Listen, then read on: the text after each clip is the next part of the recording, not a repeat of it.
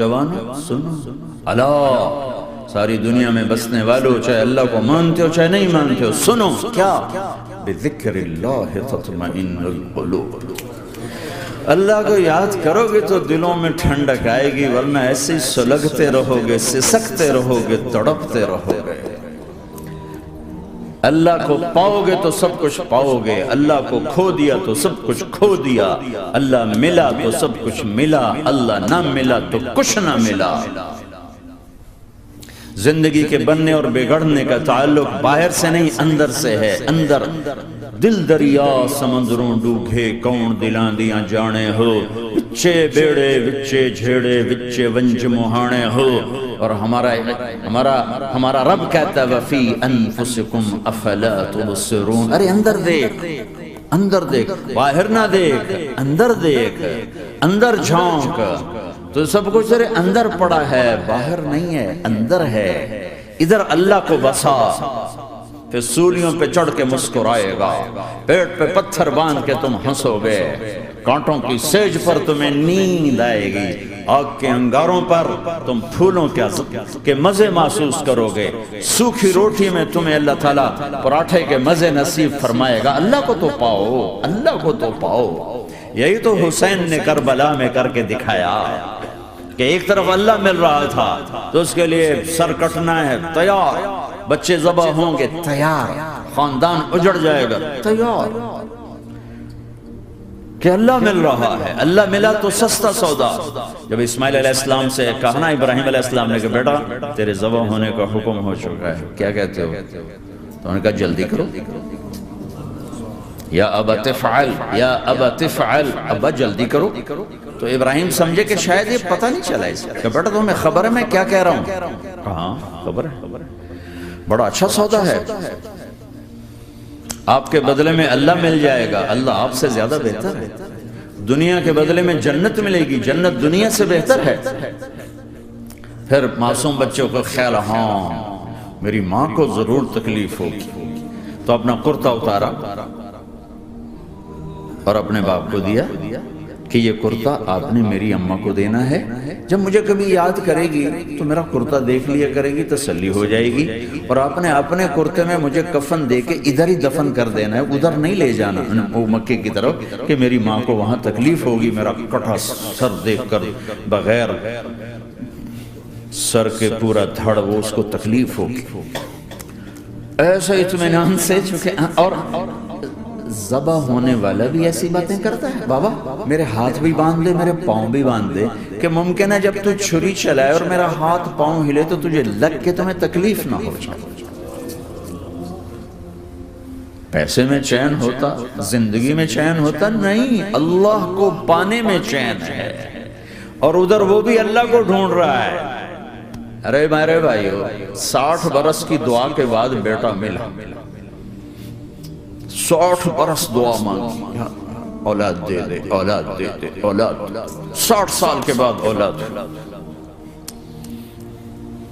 84 سال کی عمر میں،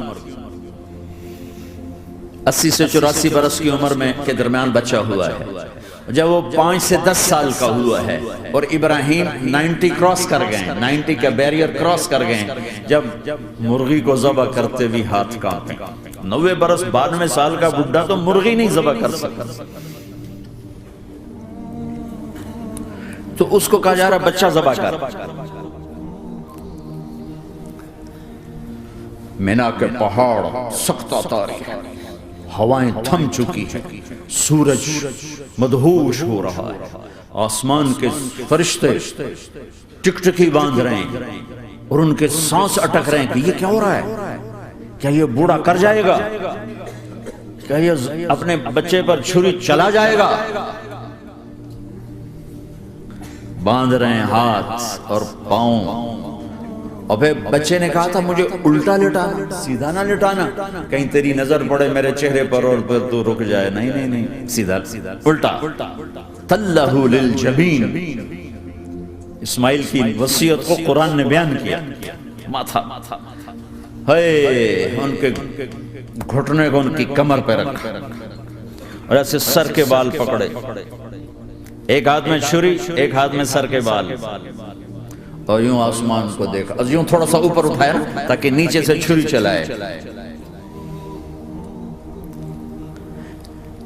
وہ چھری چلا کے مطمئن ہے، وہ چھری چلوا کے مطمئن ہے. پتہ چلا کہ میری سوچ غلط ہے، کسی اور طرف سکون ہے، جہاں میں ڈھونڈ رہا ہوں وہاں نہیں ہے. اپنی مرضی پوری کرنے میں نہیں ہے، اللہ کی مرضی پوری کرنے میں ہے. یوں پکڑا، گھٹنا رکھا، یوں دیکھا. آسمان کو دیکھنا تھا کہ فرشتوں کی چیخیں نکل.